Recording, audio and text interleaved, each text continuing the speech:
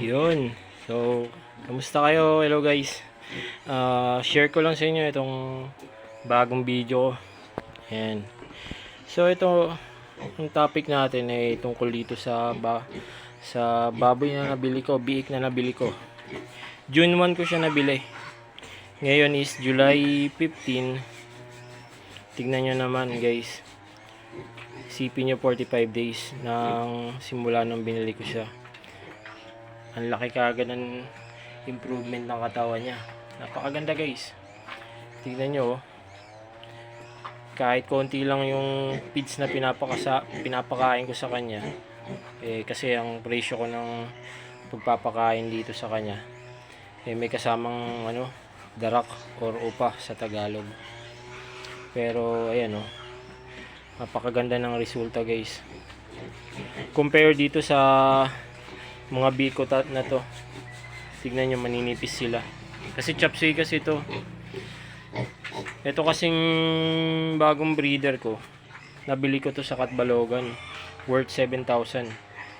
Actually, natawaran ko siya. Naging, naging 5,500 na lang kasi akin naman yung last na ako naman yung last ba na pumili. Pero, sulit pa rin naman. Tignan nyo naman kasi bukod sa matakaw talagang magandang katawan. So isa rin sa mga naging dahilan ko na kaya ako ibinenta yung mga inahin ko na dati. Ngayon meron pa ako natitira, isa na lang, wala siya rito, nandoon sa kabilang kulungan. So yung iba na ibenta ko na. Yan. Medyo kasi kaliligo niya lang pinaliliguan ko siya kaya kuskus ng kuskus So ang gusto ko lang sabihin sa inyo, kung bumili kayo ng biik, hindi bali ng mahal. Kasi kung bibili ka ng chop suey katulad na ito, ayan talagang lugi ka. Ang laki ng diferensya. Alam nyo ba na halos magkasabay lang sila? Kasi nung pagka 45 days nila, sakto dumating din to, June 1. Ito. Ayun, nasakal na. Teka. Nasakal ka na. Kulit ka kasi. Hindi, sinasanay ko pa lang kasi siya itali para pagdating ng panahon na malaki na siya, pwede ko siyang ilipat-lipat ng kulungan. Ayan. Kasi ang inahin ko kasi, ang nilalabas ko dito, halimbawa nagkaroon ng anak na siya, may mga biik na siya dito. Pagdating ng time na kailangan nang iwalay yung mga biik, yung nanay nilalabas ko para hindi na i-stress yung mga biik. Tapos yung itong nanay na to, halimbawa maging nanay na siya, ililipat ko siya sa ibang kulungan.